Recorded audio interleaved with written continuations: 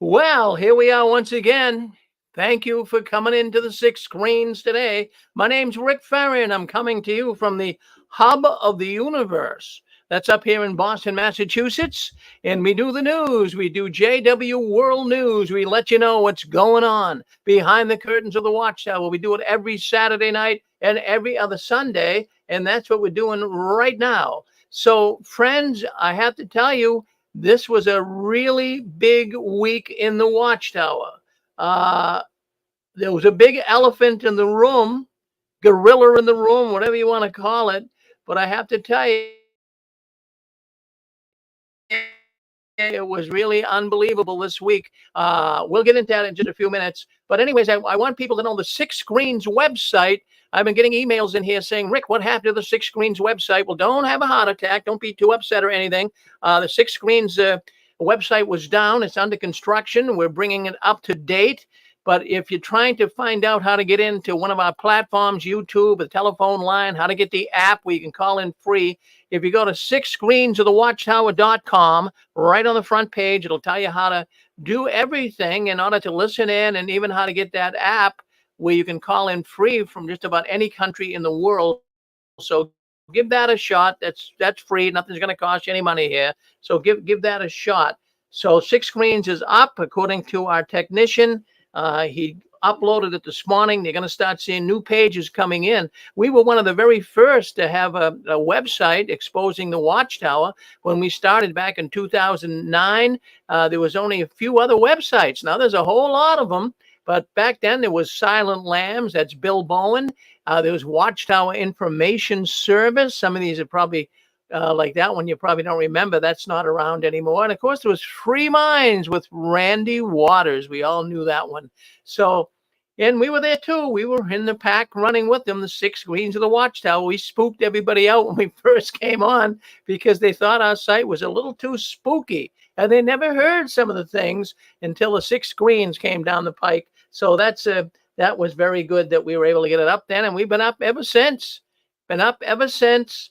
And we're here doing the Six Screens network. That, of course, is a continuation of the whole theme here, trying to expose the Watchtower. I'm not going to talk about the pipe bomb. The pipe bomb that went off in Austria. A couple of witness cars were pipe bombed. I'm not going to get into it. I mean, I just know that if you're going to become one of Jehovah's Witnesses, send me an invitation to your funeral, because all of a sudden there's a lot of bad things happening to the witnesses, and I don't wish them any harm here at all. But when I see this in Austria this week, two Jehovah's Witness cars were bombed, evidently at the Kingdom Hall. So somebody it was either at the hall or at the convention. It wasn't clear in the Austrian newspaper I read, but someone put a pipe bomb under the car of two Jehovah's Witnesses. And nobody was hurt. Fortunately, one of them detonated, but it didn't do what the people who put the bomb there wanted it to do. But it's just frightening to think of this. I mean, we talked about the Germany killing, right? What was it? 12 people, I believe, that got killed in Germany. 12, 13 people in Germany. Then also a brother was shot while he was out in service. And then there was two pioneers just in the last few months, well, probably 6 months by now, that were out in service. They got stabbed. So this is an ongoing thing. So that's why I'm saying it's dangerous to be one of Jehovah's Witnesses. If you're listening in today, I mean, if you're going to stay a Jehovah's Witness or you want to become a Jehovah's Witness, well, you better get ready to send me an invitation to your funeral, because whoever it is, they're coming after you. It's not me. It's not the apostates. I never encourage anything like that, but something's going on in this organization. They're evidently ticking a lot of people off. Let's take a look here. I'm not going to go into that. I know what you guys want to talk about. So let's cut to the chase. Let's get on with it. The woman's name is Selena Vertolomo. Selena Vertolomo. I don't know if that's Spanish or Italian. I'm not sure. But TikTok video. Selena did a TikTok video. She's a former Jehovah's Witness. And she did a TikTok video, and it went viral. She has well over 1 million views. And I'll tell you what, she got an awful lot of attention with it. and it was the big story in the ex-witness world. And we're gonna play it. I do have the clip. I have the YouTube. I have the TikTok video clip. What I'll give you a little idea in case you're coming in cold and you're not quite sure of what was going on. But let me tell you what happened here this week, and then you guys can kind of decide where to go with this story. But Selena went down to North Carolina. She lives in Pennsylvania, so she was abused in the Watchtower. She was abused when she was a younger person in the Watchtower sexually, and she really had a lot of irritation, a lot of bones to pick with Anthony Morris. Somehow he got caught in her crosshairs, so to speak, and he created some major issues evidently in Selena's life. So she wanted to make a trip down to the Kingdom Hall that Tony Morris goes to, and well, she did. She went all the way down to North Carolina, went to the Kingdom Hall, and her message to Tony, and we'll play the clip so you can hear it. But her message to Tony it was a simple message, but I never heard it. It sounds more like a rap song. But this was her message. She says, "His ass is grass, and she is the lawnmower." Yeah, but she didn't say lawn, but she's mower. She is the mower. So no idea at the time we were all heard this. My phone was ringing off the hook. People were calling me. People were emailing me. They said, "Rick, did you see this Selena woman on TikTok?" And she claims that Tony Morris was involved in, at least he was involved with covering up or doing something that created her and her family a lot of trouble. She didn't accuse Tony of being the rapist, but just kind of saying that he was covering things up. Now, all of a sudden, you're going to have a lot of people going to find out where Tony Morris lives. You are. In the Watchtower, let me first of all tell you what I think. The Watchtower has really stuck their foot in their mouth here. And the reason why I say that, the Watchtower brought this all upon themselves with all of this people wanting to go to North Carolina, go to the Kingdom Hall, and making a spectacle out of Tony. They brought it upon themselves by maintaining complete and total silence about Tony Morris's dismissal, or what was on that website saying that he was removed as a governing body member. Now, you have to realize, too, that Tony, well, he was an enormously prominent member of the Watchtower organization. You know that. In fact, the Watchtower transformed, when they transformed into video platform, Tony was a big wig. I mean, he was on there a lot. He appeared on TV screens of hundreds of, well, I should say millions of Jehovah's Witnesses, 10, 15 times a year for a decade, as well as being featured prominently in their video pieces about their latest literature. So everyone knew who Tony Morris was and felt like they knew him. The witnesses felt like they knew him as if he were an elder in their own congregation. And then all of a sudden, poof, up in smoke. Where's Tony? Yeah, he's gone. Tony is gone. Well, what happened to Tony? Where'd he go? Well, there was a cryptic message on jw.org back in February. I believe it was February. They let him go. And all it said on their website, it was like a cryptic remark, kind of hard to understand. You get all kinds of hidden meanings. But it just said on the website, jw.org, that Tony Morris is no longer one of the governing body. So what would you take from that? I mean, don't you think that you would kind of start reading more into it than there was? There was a lot of reasons that people were saying, and because sometimes Watchtower doesn't come clean, people begin to theorize that, was he DUI? Was he drunk? I know I saw even pictures coming across the internet of Tony Morris in his Cadillac all smashed up, Some say he got in a bad car accident, and some say he was sick and his wife was sick.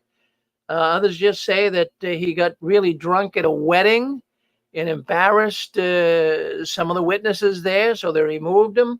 So they never really told us. So people began to at least think, hypothesize, make up, speculate, whatever you want to call it, stories about what happened to Tony. So it left a big vacuum in the eyes of the witness. In other words, one day Tony's there, boom, the next day Tony's gone. And there wasn't really any plausible explanation that was given. They just kind of dropped it. So now we have this woman, Selena Vertolomo, who did this TikTok video, as we say. And what she did is she came on our program last night, if you can believe that. It was amazing to have her come on. I didn't realize she was even going to come on. I would have liked to get a hold of her, but I couldn't. But she came on her own. And of course, she had many things to say.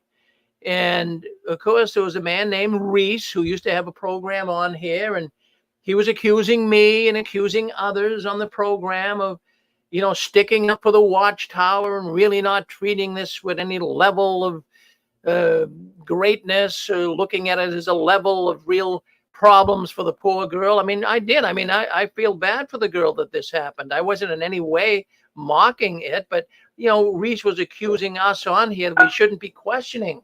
We should not be questioning what's taking place. And we weren't, shouldn't one question when they hear things that sometimes are a little outlandish? Is it possible that us in the ex-witness world can speculate? For crying aloud, when we were Jehovah's Witnesses, we heard all kinds of baloney. Don't you think it's important that one could at least speculate? So that's all we were doing. I had questions to ask, and I watched some of her YouTube videos, and there were some things there. I mean, I believe she's telling the truth.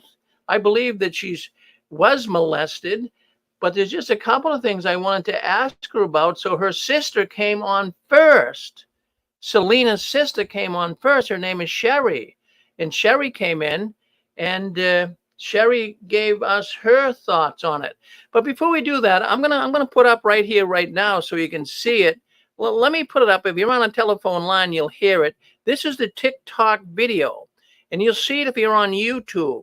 But let's play the video so that you know exactly what I'm talking about here, and you'll get a feel for who Selena is. Let me get down to the images here. Okay, I guess we got it right here. Where are you? Just give us a second. Just going into my video clips here, get the right clip. All right, this is Selena coming on the program. Well, this is her TikTok video. Listen in, see what you think. I'm looking for Anthony Morris. Who? Tony Morris III. Tony Morris? Mm-hmm.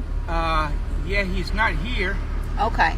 Can you tell him Selena Vertolomo came to see him? Selena Vertolomo. Vertolomo. Hold on. Do you need to talk to him? I think he needs to talk to me. He's responsible for the rape, stalking, and torture of myself, my sisters, and my mother. And I came down here to Lumberton, North Carolina to tell him my goddamn self, sir. That he raped you? That his ass is grass and I'm the mower. His time has come. He has protected child rapists for long enough. He was relocated here to your nice Kingdom Hall. I understand you're a Christian congregation of Jehovah's Witnesses. He is directly responsible. He is directly responsible for everything that has happened to me and my family. And I've come for him, and I will continue to come for him. And what is your name? Selena Vertolomo.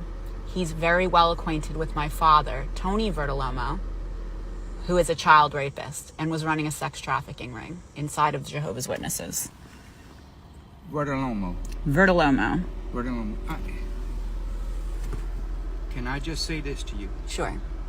In all consciousness and respect for you, I am so very sorry. I'm okay, thank you. I don't have no idea. Is he around children here? I'm sure he is. He's incredibly dangerous, and I need people to understand that. There is a nationwide investigation going on right now out of California and Pennsylvania. He is at the heart of it. It's taking way too long. It's not protecting the children that are currently around him. And now that I know where he is and why he was relocated here, I came myself. Well, that was Selena. Now, as I listened to that TikTok video as well as others, I'm wondering what exactly is she accusing Tony Morris of doing? Now, she didn't say that he was the rapist. I'm just trying to be correct here. What I heard her say is Tony is directly responsible for the rape and the other problems that her family had. But did she actually accuse Tony himself of it? No. Did she actually report the abuse of herself and other family members to Tony? Was he somehow part of the abuse by participating in the sex ring that she mentioned? Was he an elder at the time in the congregation? Was he simply a member of the governing body, and because of a position and responsibility in policy making, she holds him responsible? There's a lot of questions, and I can understand. I mean, if you were raped and abused when you were a child, you would want to go to meet this person. Now that you know he's out of Watchtower, you would go. So I'm not saying that going there was wrong, but what I am saying here was just a couple of things that were mentioned in the videos and some of the things that I read that just didn't pass the smell test. So I just wanted to ask the girls when they came on. I say girls, but they were ladies. I'm sorry. I wanted to ask the ladies when they came on last night a couple of questions. And, I was accused by some of, you shouldn't be questioning them, Rick. Don't you believe they're telling the truth? Hey, look it. In a court of law, you get questioned. All right. The judges are going to sit there and say, okay, I grant you, you won the suit here. No, they're going to ask all kinds of questions. So I was asking the girls questions and they thought that I was being unfair in doing that. Now, not the girls necessarily, but a few of the callers did and people reporting things here on YouTube. So let's just get this straight. I wanted to try to get a balanced view of all of this. There was some things I just didn't feel were like possible, but they could be. There's a lot of things that I think sometimes aren't possible, but they could be. But I'm talking about unverifiable claims. That's what I'm talking about here. And there was some that I wanted to get into here. For example, let me give you an example. And I asked them this. I asked Selena this question because when I was doing some research on Selena, she's claiming that the Zalkin law firm in San Diego, California, Irwin Zalkin and the law firm out there that works with victims of pedophilia in the Watchtower and helps them. Well, she's claiming that Zalkin law firm is deliberately hiding victims and they're in on this conspiracy with the Watchtower. I just can't see that. I'm sorry. I can't come to grips with that. I don't see Irwin Zalkin being a Watchtower operative and being in some type of a conspiracy with the Watchtower. So I asked him that question. That's a viable question, right? So I asked him that question, and right off the bat, they didn't want to answer it. I don't even think they knew who the Zalkin law firm is, to be honest with you, because they avoided the question altogether. They said, "Well, we don't get into legal questions." I don't think that was a legal question. It was a question asking. Did you say this? Did you say the law? Well, evidently they knew who the Zalkin law firm was, but to compare or at least suggest that Irwin Zalkin is some type of a Watchtower operative. But I don't know. There's stranger things in life. And then another thing that got me thinking was they're claiming that Watchtower is murdering people pretty much all over and scrubbing it off on Google. In other words, all of these things they were saying that she also talked about her house was burned down twice. Now, I don't know if that happened or not. I believe it was if she said it. And so I just was asking questions like anyone would ask when you hear some things that you say, wow, that's kind of unique. So they tried to burn a house down, and they tried to even poison her. I'll go along with that. I've heard a person come on here before, the Watchtower tried to poison him. So I'll go along with all of this. I mean, I hope it's all true, but I just wanted to ask some questions. But I kind of called on the carpet because I asked some questions. Now, some of the other things, as a matter of fact, in one YouTube, not YouTube, but a TikTok video, 6 minutes in, she talks about Jehovah's Witnesses sacrificing babies to Jehovah. Now, you know, I know the Watchtower is evil. I know the Watchtower does things that we can't even imagine. Would they sacrifice babies? I can go with that. I'd like to see evidence. I would like to see evidence, and then she even mentioned that this sacrificing and some of these pedophile rings and this sexual perversion is taking place in 80,000 locations. 80,000 locations. I mean, that's a lot of locations for this to happen. But I mean, I was just wanting to get some of these questions answered. So there were some things here that I just wanted to try to get some evidence so that we could kind of put the pieces together. But we got into a big, I mean, there seemed to be two camps on this.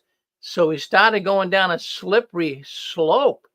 And boy, I'll tell you, we had, well, one man, Reese, he's a good guy, but at times he goes off the deep end. So he was getting mad at everybody last night and telling us all that we're wrong and we shouldn't be questioning these girls. They're telling the truth. Well, how does he know they're telling the truth? And I said, look at Reese, I'll tell you what, if some of this doesn't turn out to be 100% true, are you willing to eat crow? I couldn't get an answer from him. So this is a lot of things that were unanswered. I'm going to open up the lines. See if anyone would like to come in and talk about it. If you have questions about it, I'll try to answer it for you. So go ahead if you like. If you want to come on and talk. Rick? Yes. I want to thank you for being reasonable, objective, and logical. And as you said, when there is an issue in a courtroom, no matter if the witness is telling the truth, half the truth, embellishing the truth, or flat out lying, they have a defense attorney that makes them look good, and they are also asked questions by the prosecuting attorney. All questions are on the table. If they're out of line, the judge will make a ruling, but the truth must come out.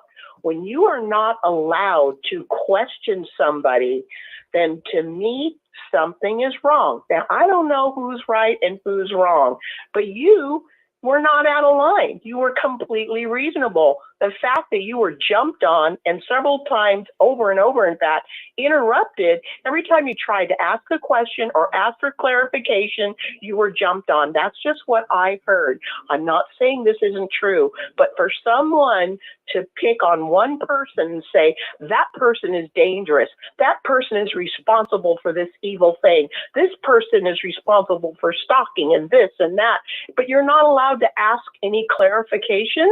You're not allowed. And if you don't believe them, then you're the bad guy. We're not in Watchtower anymore. We're allowed to think and we're allowed to ask questions. Thank you, Rick. Oh, well, thank you, Anne-Marie. And I like the way that you worded that. But no, it was almost like I was badgering because I was asking questions. I couldn't believe it. I couldn't believe. Yes, go ahead. You're on with us. Go ahead. Hi, this is Stephen again. First of all, I was totally in agreement with the way that you approached it. To me, it would have been totally irresponsible for you to Guess who's back? Guess who's back? Rick, it's time to be taken. All participants are muted. We'll bring you right back on, Chicago. Hold on. Stephen, you're okay. Go ahead. Good. Stephen, okay. You're on. Right. Yep. So I'll be very quick. What I was saying is that I felt that your approach was 100% correct. It would have been irresponsible for you with the platform that you have to just go hog wild with the story that really hadn't been vetted in any way. And that would have been the same approach that I would have taken. You're not saying it did or didn't happen. You're simply saying, I don't know. And some of the things that were said that you just reiterated, they were outlandish. That doesn't mean that they were not true, but they certainly were outlandish. And people have to understand that you cannot just go hog wild with something that hasn't been vetted. And then lastly, I was wondering, how did, because if I'm not mistaken, the sister came in first, and then the actual Selena individual came in. But how did they even know about the show in the first place? Did somebody contact them and say, hey, they're discussing your videos on the Rick Farron show? Are they regular listeners? Did you ever get any insight as to how they even found out that this was being discussed? No, that's something too that's puzzling me, because I even was going to try to get I was in the queue.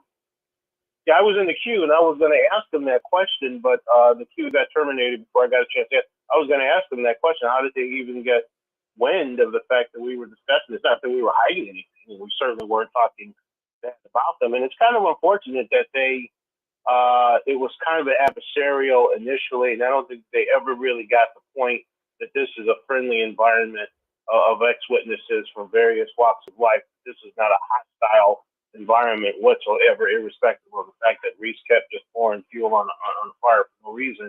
And so that was unfortunate, because this is a great show, and it's a great family to be a part of, and it's unfortunate that they never really saw that. They saw it as more adversarial. But yeah, I was dying to ask them how they even found out about it in the first place.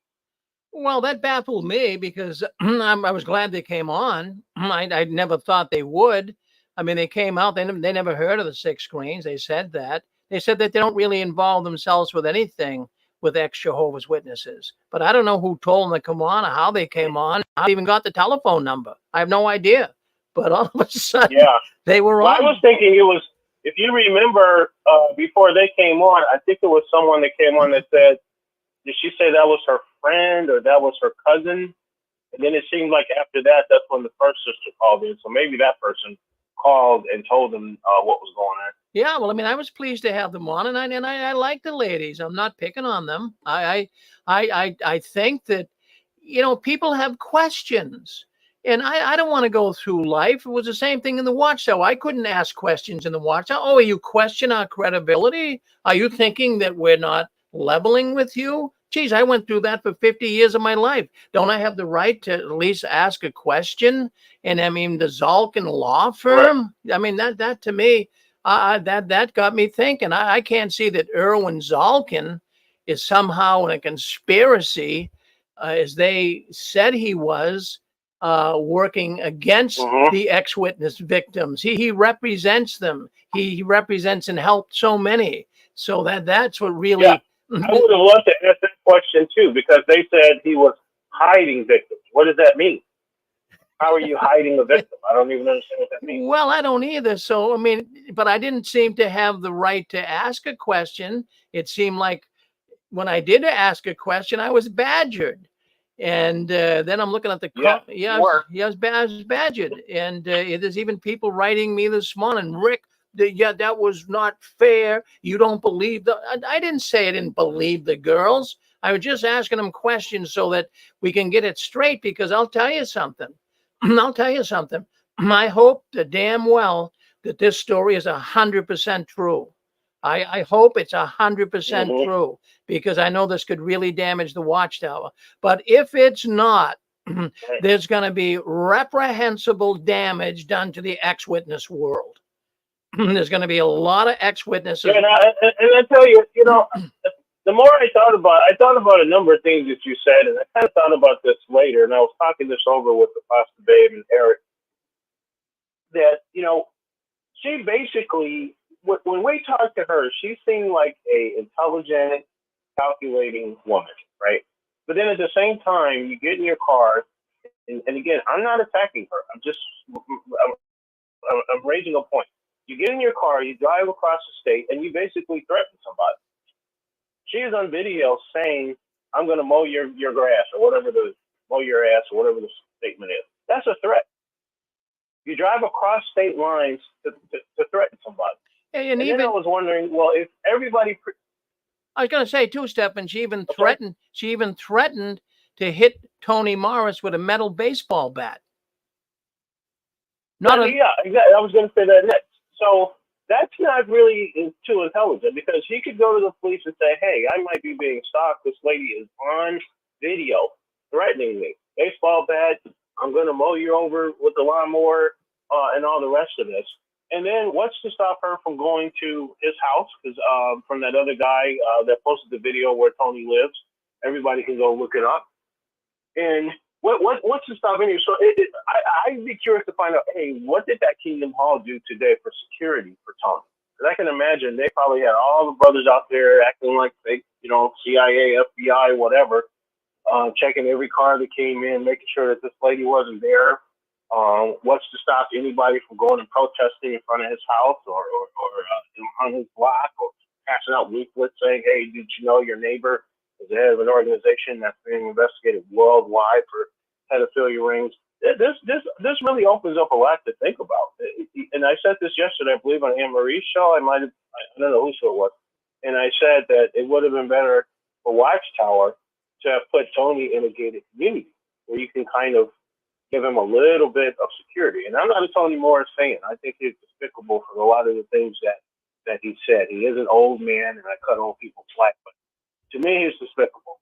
But at the same time, he needs to be protected. If this is how it's going to go, if people are going to start showing up and threatening him, he's going to need some kind of protection. So I know Watchtower has never probably had this kind of thing happen in its history, and this is all new to them. They have probably no idea what to do. They need to go talk to some people about what to do. But I would say that if this happens again with somebody else, or her, Selena, or somebody else, they're going to need to put him in a gated community, and he's probably going to not have to. He's probably going to have to not go to meetings anymore and do everything virtual. It's going to put people at risk. well, I'll tell you, Stephen. I'll tell you, Stephen. I'm not sticking up for Tony Morris. I mean, we know that he wasn't a very good person when it came to showing love and consideration to people. But I'm not sticking up. But I'm going to tell you, if I was Tony Morris, I would take a copy of that video, like you said. I'd go right to my local police department. I'd have a restraining order slapped on her. I would do that. And in fact, I would Right. I would imagine that probably even by maybe there's one already on her. I might even call the courthouse tomorrow or the police station and see if there was one, because I think there probably was one going to be put on her. Yeah, I agree. And I tell you one other thing, and I'll shut up. I Tony Morris is going to do that, and here's why. If what she implied is true, that Tony Morris is familiar with her father because of the sex ring, he had knowledge of, and he had knowledge of her sisters, and her mother having some kind of violence put upon him. If he actually does know about that, he's probably going to be afraid to go and get a restraining order because he's going to interpret that as adding more fuel to the fire. Well, Stephen, That look at somehow I needs to hate to rise say, up well, your boy, because it's true. I know it's true. And all this, what I want you to do is appreciate you coming on. I even have to cut loose here, but we got another program we're going to. But thank you, Stephen. I enjoy listening to you. Yeah. Thank you for coming on Anne Marie's program today as well. And I wish we had time for more to come on.